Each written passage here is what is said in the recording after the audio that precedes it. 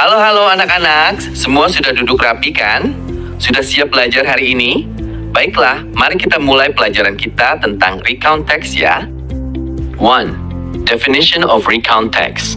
Nah, dalam bahasa Inggris kita bilang, a recount text is a type of text we use to tell about events or incidents that have already happened in the past. Artinya, recount text adalah jenis teks yang kita gunakan untuk menceritakan kejadian atau peristiwa yang sudah terjadi di masa lalu.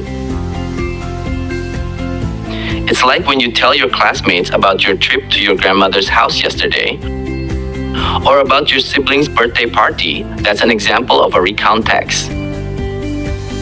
Jadi, kayak kalian cerita ke teman sekelas tentang liburan ke rumah nenek kemarin, atau cerita tentang acara ulang tahun kakak kalian, itu tuh contoh dari recount text. Lalu, tujuan dari recount text itu apa ya? Dalam bahasa Inggris, kita bilang, what is its purpose? Well, it's to tell other people about what happened, when it happened, where it took place, and who was there. Easy, right? Artinya, tujuannya buat apa? Ya buat kasih tahu orang lain tentang apa yang terjadi, kapan itu terjadi, di mana tempatnya, dan siapa aja yang ada di situ. Gampang kan? 2. Social function of recount text. Selanjutnya, kita bahas fungsi sosialnya. Dalam bahasa Inggris kita bilang, what are the uses of a recount text? There are 4 of them. Artinya, apa aja sih kegunaan dari recount text? Ada 4 ya. First, it can be used to tell about your own experiences or events you have been through. Pertama, bisa buat ceritain pengalaman sendiri atau peristiwa yang pernah kita alami. Second, it can be used to give information about historical events like wars of independence or specific events like school competitions. Kedua, bisa buat kasih informasi tentang peristiwa sejarah kayak perang kemerdekaan atau acara tertentu kayak lomba sekolah. Third, it can be used to preserve important moments like graduation day or our city's anniversary in written form. Ketiga, bisa buat ngabadikin momen penting kayak hari wisuda atau hari jadi kota kita dalam bentuk tulisan. Fourth, it can be used to share experiences with other people so they know what happened. Keempat, bisa buat berbagi pengalaman sama orang lain biar mereka tahu apa yang terjadi. 3. Types of recount text. Baik anak-anak, selanjutnya kita bahas jenis-jenisnya. Ada 4 jenis recount text nih. Kita bahas satu-satu ya. A. Personal recount. Ini adalah cerita tentang pengalaman pribadi dari orang yang nulisnya. Contohnya aja cerita liburan ke pantai, pengalaman pertama naik pesawat, atau cerita tentang hari jadi sendiri yang spesial.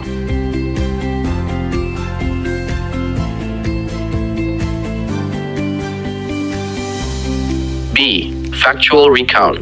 Ini cerita tentang peristiwa yang benar-benar terjadi dan melibatin orang lain atau acara umum. Misalnya, laporan tentang pertandingan sepak bola sekolah, cerita tentang perayaan Hari Kemerdekaan tanggal 17 Agustus, atau laporan tentang acara upacara bendera di sekolah.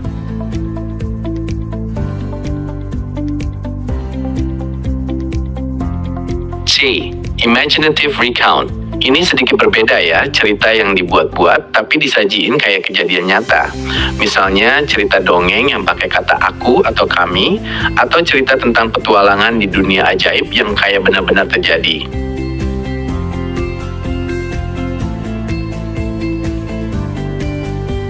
D. Historical recount. Ini cerita tentang peristiwa sejarah yang penting banget. Contohnya cerita tentang bagaimana Indonesia merdeka atau cerita tentang kehidupan tokoh penting kayak Bung Hatta. 4. Language features. Supaya tulisan kita jadi recount text yang benar, ada beberapa unsur bahasanya yang harus kita pakai ya. Kata kerja lampau, contohnya went, saw, ate, played, was, atau were. Kalian harus ingat ya, karena cerita tentang masa lalu, jadi kata kerjanya juga harus bentuk lampau.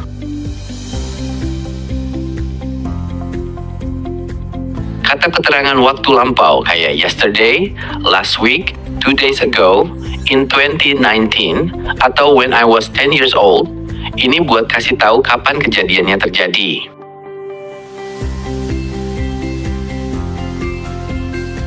Kata penghubung urutan waktu, contohnya first, then, next, after that, finally. Ini buat bikin cerita kita rapi dan mudah diikuti. Kalimat deklaratif kita cuma cerita apa yang terjadi, bukan nanya atau kasih perintah ya. Sudut pandang kalau personal recount biasanya pakai I atau we, kalau factual atau historical recount biasanya pakai she atau they. Kata keterangan tempat kayak at the park, in my house, on the beach, ini buat kasih tahu di mana kejadiannya terjadi.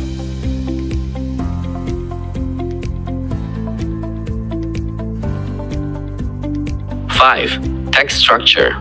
Recount text punya struktur yang jelas banget, jadi kita nggak bakal bingung nulisnya. Ada 3 bagian ya. A. Orientation. Ini bagian awal cerita kita ya. Di sini kita harus memperkenalin who, siapa aja yang terlibat dalam kejadian, when, kapan kejadian itu terjadi, where, di mana kejadian itu terjadi, what, apa yang jadi latar belakangnya. B.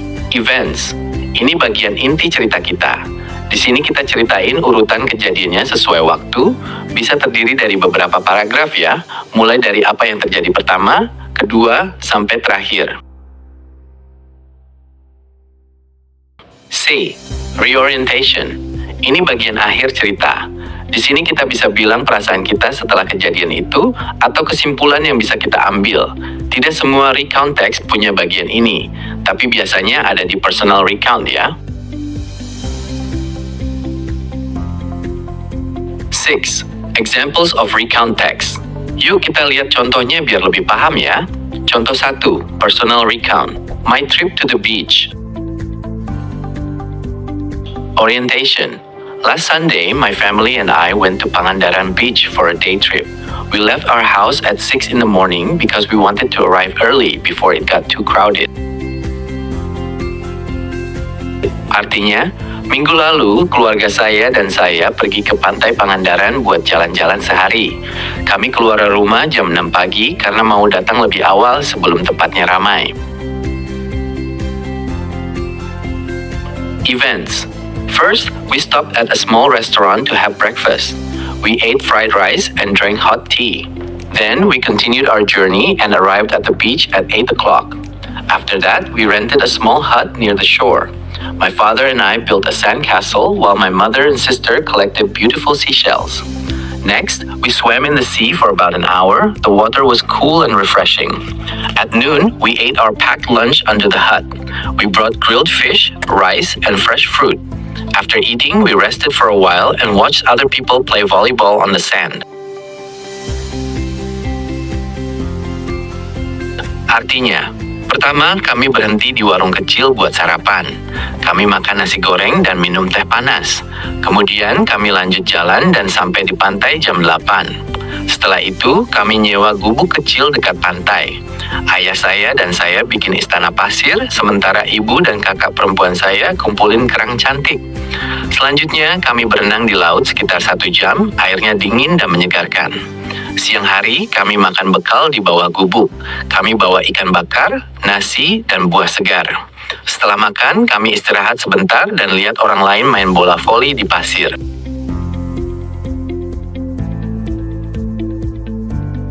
Reorientation. We went home at 4 in the afternoon. I felt very tired but happy. It was a wonderful day and I hope we can go there again next month.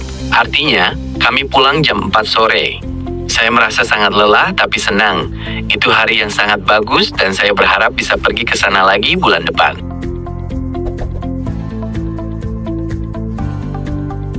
Contoh 2. Factual recount. School football match. Orientation. Yesterday afternoon, our school football team played against SMK Negeri 1 Indralaya Utara in the city stadium. The match started at 3 p.m. and was watched by more than 500 students and parents. Events. First, the referee blew the whistle to start the game. Both teams played very well in the first 20 minutes. Then, our forward, Rio, scored a goal after a great pass from his teammate. The crowd cheered loudly. In the second half, the opposing team tried hard to score. Their player almost made a goal, but our goalkeeper caught the ball just in time. After that, our team got a corner kick. From the kick, our defender, Bima, headed the ball into the goal. Finally, the referee blew the whistle to end the game. The score was 2-0 for our school. Artinya, pertama, wasit meniup peluit buat mulai pertandingan. Kedua tim bermain sangat baik dalam 20 menit pertama. Kemudian, penyerang kami, Rio, cetak gol setelah umpan bagus dari teman satu timnya. Penonton bersorak keras. Di babak kedua, tim lawan berusaha keras buat cetak gol. Pemain mereka hampir dapat gol, tapi penjaga gawang kami menangkap bola tepat waktu. Setelah itu, tim kami dapat tendangan sudut. Dari tendangan itu, bek kami, Bima, tendang bola dengan kepala masuk ke gawang. Akhirnya, wasit meniup peluit buat akhiri pertandingan. Skornya 2-0 untuk sekolah kami.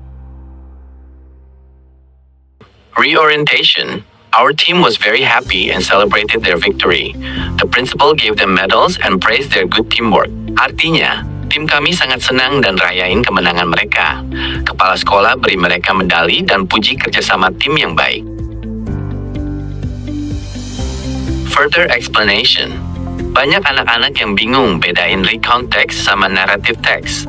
Nah, perbedaannya adalah recount text, cerita tentang kejadian yang benar-benar terjadi dengan urutan waktu yang sebenarnya. Tidak ada konflik atau masalah khusus yang perlu diselesaikan. Narrative text, cerita tentang dongeng atau khayalan yang punya alur cerita. Ada masalah dan ada cara menyelesaikannya. Tujuannya buat hiburin pembaca. Tips for writing a good recount text. Ada 5 tips penting nih anak-anak yang harus kalian ingat. 1. Pastikan urutan kejadiannya jelas dan sesuai waktu ya. Jangan sampai cerita kita acak-acakan. 2. Gunakan kata kerja lampau dengan benar. Ingat ya, karena cerita tentang masa lalu. 3. Jangan lupa sertakan detail penting kayak kapan, di mana, dan siapa aja yang ada di situ. 4. Gunakan kata penghubung urutan waktu biar cerita kita mudah dibaca dan diikuti. 5. Tulis dengan bahasa yang jelas dan gampang dimengerti. Jangan pakai kata yang terlalu sulit ya. Nah, itu aja ya pelajaran tentang recount text hari ini. Kalian sudah paham kan? Kalau ada yang masih belum jelas, boleh banget nanya sama saya ya. Semoga kalian bisa mempraktikannya dan membuat recount text sendiri nanti ya.